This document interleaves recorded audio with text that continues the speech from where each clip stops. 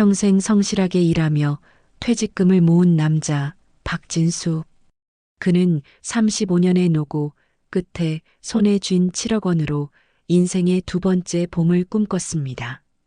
하지만 단 하루, 단 한 번의 선택이 모든 걸 바꿔놓았습니다. 믿었던 후배의 말 한마디에 그는 전 재산을 송금했고 다음 날 아침 통장 잔액은 0원이 되어 있었습니다. 절망 속에서 무너진 남자, 그리고 그를 지켜보는 한 여자. 그러나 이 사건에는 아무도 몰랐던 또 다른 진실이 숨겨져 있었습니다.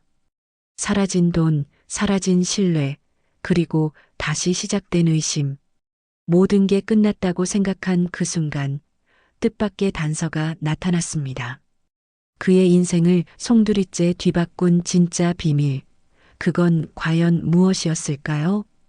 정년퇴직식이 열린 회의실은 꽃다발과 박수 소리로 가득했습니다.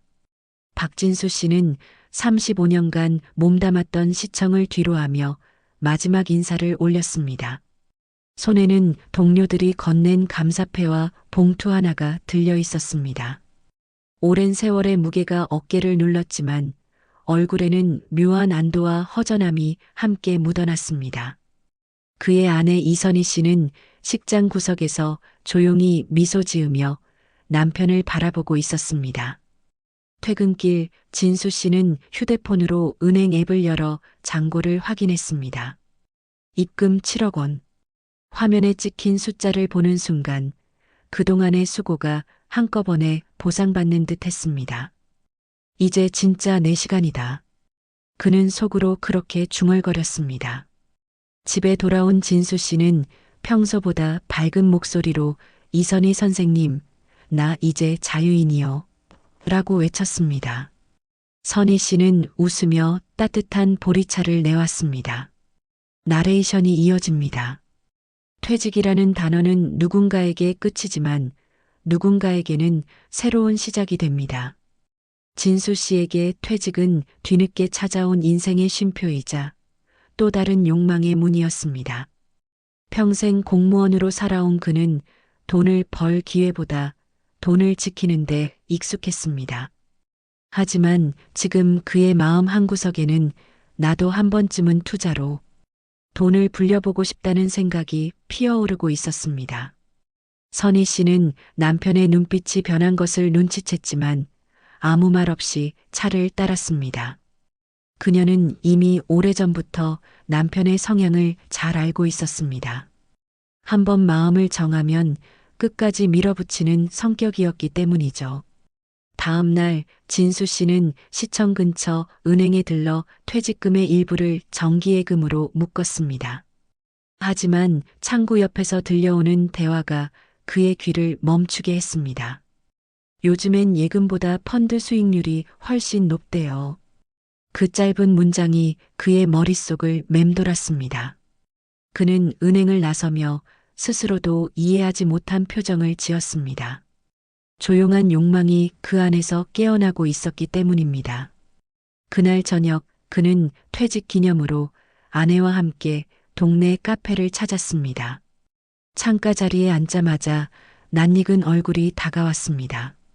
선배님, 정말 오랜만입니다. 그 목소리는 직장 후배였던 최민석이었습니다. 그 인연이 그의 인생을 송두리째 뒤바꿀 시작이 될 줄은 아무도 몰랐습니다. 며칠 후 박진수 씨는 퇴직 후 처음으로 양복을 꺼내 입었습니다. 오랜만의 약속이었죠.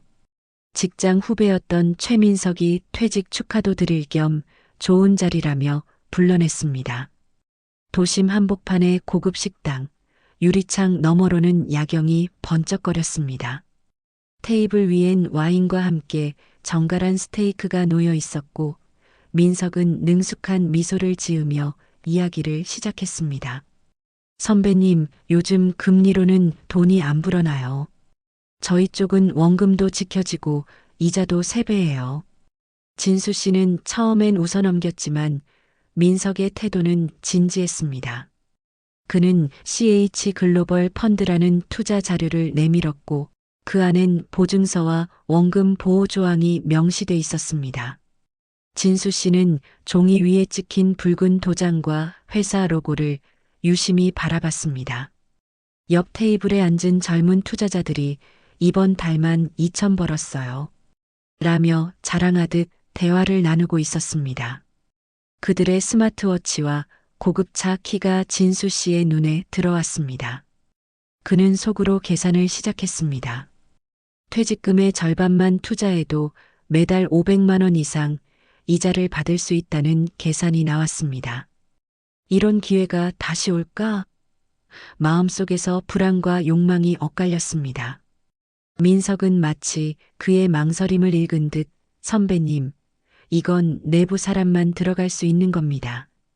라고 낮은 목소리로 덧붙였습니다. 그 말은 결정적인 한방이었습니다. 진수 씨는 펜을 들고 계약서에 서명했습니다. 그 순간 가슴이 두근거렸지만 이상하게 손끝이 차가웠습니다. 식당을 나서는 길, 민석은 그의 어깨를 두드리며 한 달만 기다리세요. 이게 선배님의 두 번째 인생일 겁니다. 라고 말했습니다. 진수 씨는 그 말을 믿고 싶었습니다.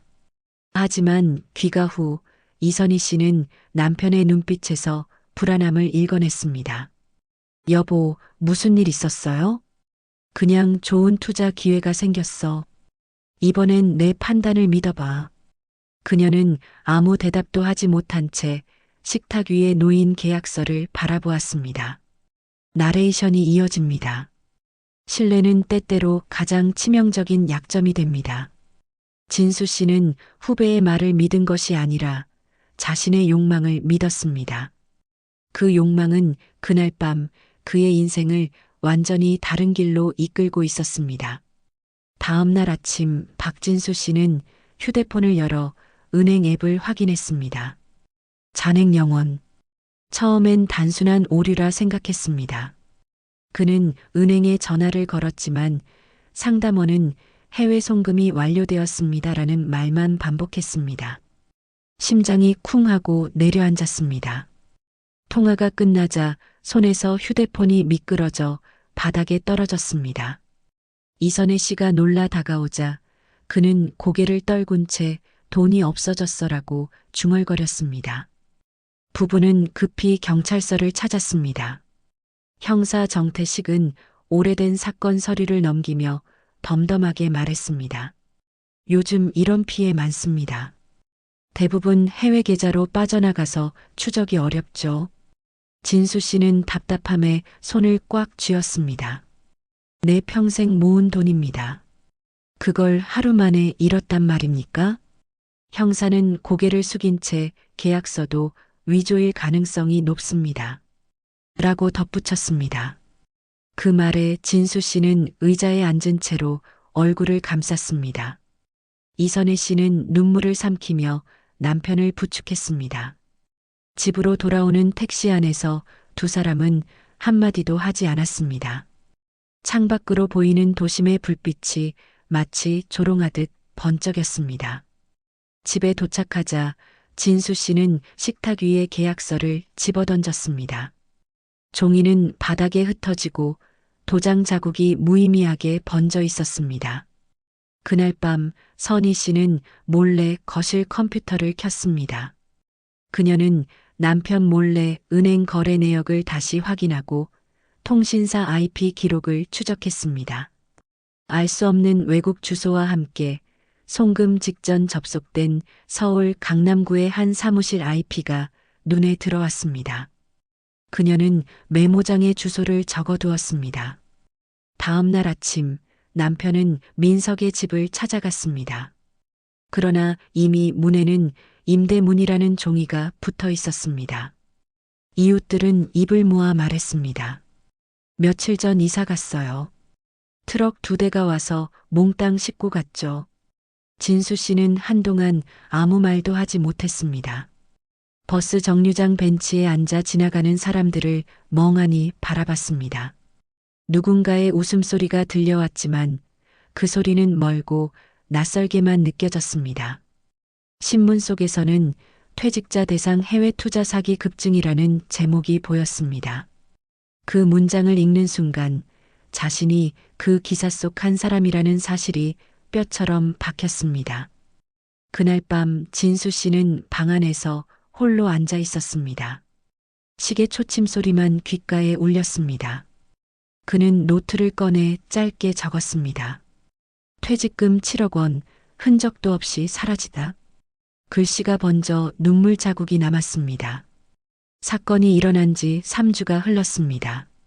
박진수 씨는 여전히 경찰서와 은행을 오가며 하루를 보냈습니다. 사건은 좀처럼 진전되지 않았고 가족의 대화는 거의 사라졌습니다. 그날 저녁 그는 우연히 딸의 휴대폰에 뜬 문자 알림을 보게 되었습니다. 입금 1,500만 원 송금인 CHOIMINSEOK. 순간 심장이 멎는 듯 했습니다. 그는 휴대폰을 손에 쥔 채 굳어버렸습니다. 이게 뭐야? 진수 씨의 목소리가 떨렸습니다. 딸은 놀란 눈빛으로 휴대폰을 뺏으며 몰라요. 저 그런 돈 받은 적 없어요. 라고 외쳤습니다. 이선희 씨는 그 상황을 잠시 바라보다가 차분히 말했다. 확인부터 해봐야겠어요. 언제 들어온 돈인지. 세 사람 사이의 공기가 무겁게 가라앉았습니다. 진수 씨는 딸의 계좌 거래 내역을 살폈습니다. 입금일은 민석이 사라진 바로 전날이었습니다. 우연이라 보기엔 너무 정확한 시점이었습니다. 그는 손가락이 떨린 채 너 설마 민석이랑 하고 말을 잇지 못했습니다.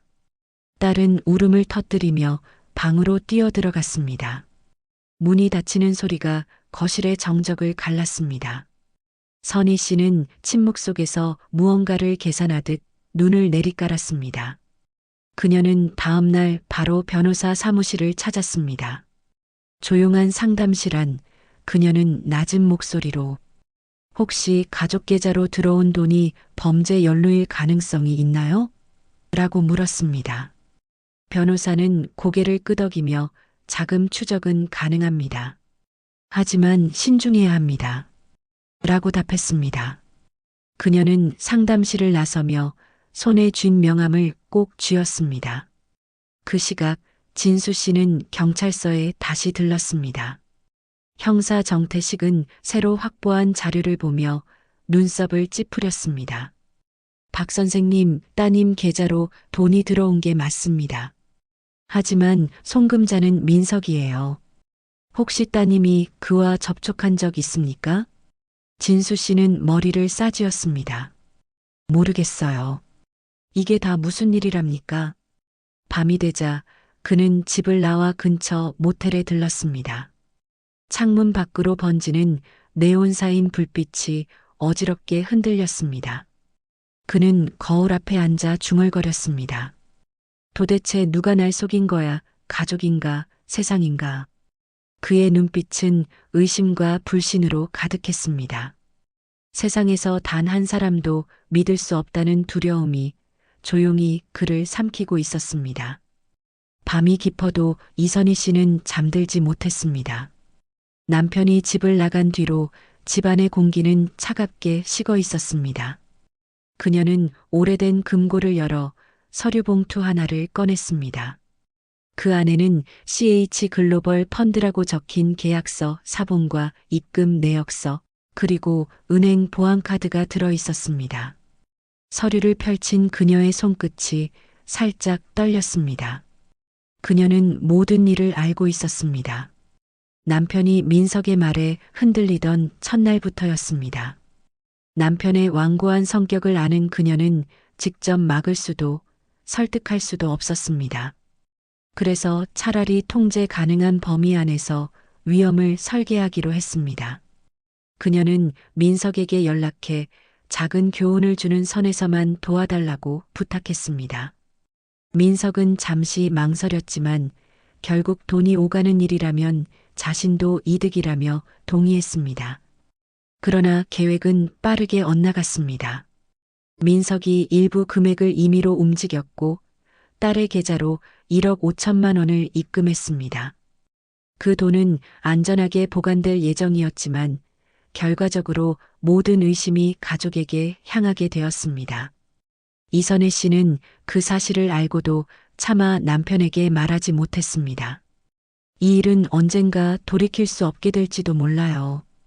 그녀는 혼잣말처럼 중얼거렸습니다. 며칠 뒤 경찰의 조사가 본격화되자 그녀는 결심했습니다. 비밀을 더는 숨길 수 없었습니다. 그녀는 남편이 없는 틈을 타 경찰서로 향했습니다. 형사 정태식이 놀란 눈으로 그녀를 맞이했습니다. 제가 그 돈의 흐름을 알고 있습니다.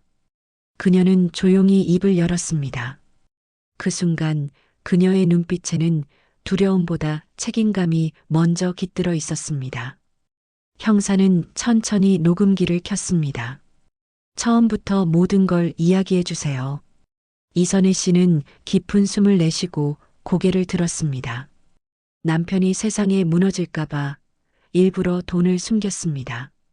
그 목소리는 담담했지만 오래된 고백처럼 무거웠습니다. 이제 모든 퍼즐 조각이 제자리를 찾기 시작했습니다. 경찰 조사실의 공기는 차가웠습니다. 형사 정태식은 조용히 서류를 정리하며 이선희 씨를 바라봤습니다. 그녀는 단정한 옷차림으로 앉아 있었지만 손끝은 미세하게 떨리고 있었습니다. 남편이 세상에 무너질까봐 일부러 돈을 숨겼습니다. 그녀의 입에서 나온 첫마디는 고백이 아니라 결심처럼 들렸습니다. 형사는 녹음기를 켜고 자세를 고쳤습니다. 처음부터 설명해 주세요. 돈이 어떻게 이동했는지.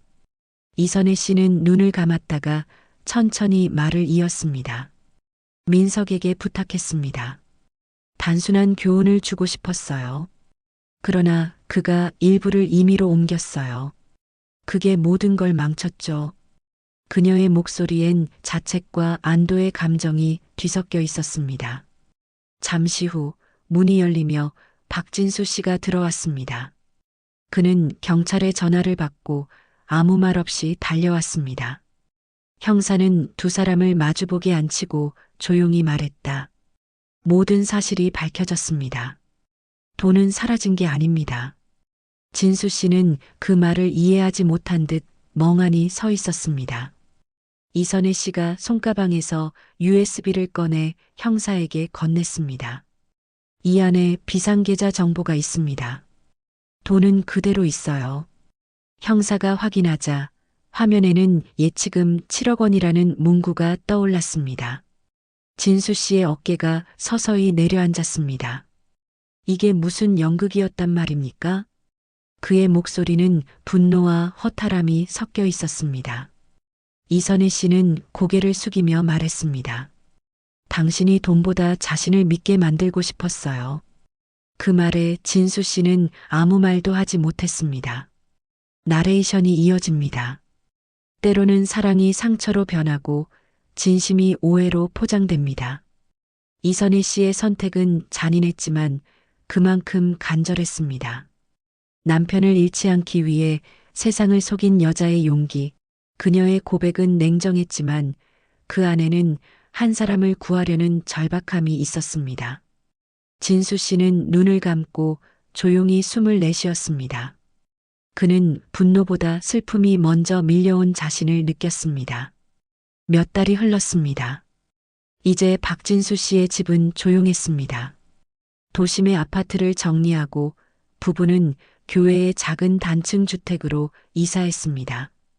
창밖으로는 밭과 낮은 산이 이어져 있었고 새소리가 들려왔습니다. 그곳은 처음엔 낯설었지만 시간이 지나면서 마음이 조금씩 풀렸습니다. 진수 씨는 아침마다 텃밭에 나가 물을 주었습니다. 손에 흙이 묻어도 개의치 않았고 그 흙냄새가 오히려 마음을 안정시켰습니다. 이선희 씨는 부엌에서 커피를 내리며 창밖의 남편을 바라봤습니다. 그녀의 눈빛엔 미안함 대신 잔잔한 평온이 깃들어 있었습니다. 둘 사이엔 아직 말로 풀지 못한 거리감이 있었지만 적어도 서로를 피하지는 않았습니다. 어느 날 진수 씨는 신문을 보다 눈을 멈췄습니다. 퇴직금 사기극, 반전의 결말이라는 기사 제목이 눈에 들어왔습니다. 기사 속에는 자신과 아내의 이야기가 익명으로 소개되어 있었습니다. 퇴직금은 되찾았지만 진짜 잃었던 건 서로의 신뢰였다. 그 문장이 진수 씨의 가슴을 천천히 쳤습니다. 그는 신문을 접고 부엌으로 향했습니다. 오늘 커피는 유난히 향이 좋네. 그의 말에 이선희 씨는 짧게 웃었습니다. 새 원두예요. 우리 둘 다 새로 시작해야 하니까요. 진수 씨는 잠시 그녀를 바라보다가 고개를 끄덕였습니다. 그래요. 이번엔 천천히 가봅시다. 며칠 뒤 그는 법원에서 증인 자격으로 출석했습니다. 민석이 법정에 서 있었고 서로의 시선이 잠시 마주쳤습니다. 진수 씨는 조용히 말했다. 이제 끝냅시다. 당신을 미워하지 않아요. 민석은 고개를 숙였습니다. 그 순간 진수 씨의 마음 어딘가에 남은 돌덩이가 조용히 내려앉았습니다. 나레이션이 이어집니다. 용서는 있는 게 아니라 더 이상 그 기억에 흔들리지 않는 일입니다. 두 사람은 다시 가족의 온기를 배우는 중이었습니다. 삶은 완벽하게 돌아오지 않았지만 그들은 다시 같은 방향을 보고 있었습니다. 그리고 그 평범함이야말로 가장 값진 회복의 증거였습니다. 석양이 지는 시각, 박진수 씨는 마당 의자에 앉아 있었습니다. 하늘은 붉게 물들었고 산 너머로 노을이 천천히 사라지고 있었습니다.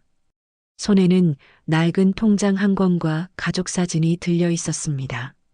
사진 속의 세 사람은 오래된 상처를 딛고 다시 웃고 있었습니다. 그의 입가에도 오랜만에 미소가 스쳤습니다. 이선희 씨는 주방에서 작은 메모 한 장을 써서 남편 옆에 두었습니다. 이제 우리 돈 말고 마음으로 살아요. 짧은 문장이었지만 그 안엔 모든 시간이 담겨 있었습니다. 진수 씨는 그 메모를 바라보다 고개를 끄덕였습니다. 그는 커피잔을 들어 천천히 한 모금 마셨습니다. 나레이션이 이어집니다. 삶은 결국 잃는 일의 반복이지만 그 속에서도 사람은 다시 배우고 회복합니다. 진수 씨는 돈을 잃었지만 자신을 되찾았고 아내는 진심을 숨겼지만 결국 사랑을 증명했습니다. 그들은 이제 서로를 탓하지 않았습니다. 대신 함께 걸어온 시간을 조용히 받아들였습니다. 그 평범함이야말로 진짜 행복의 모양이었습니다. 밤이 찾아오자 부엌불이 꺼지고 마당엔 노을 대신 달빛이 스며들었습니다.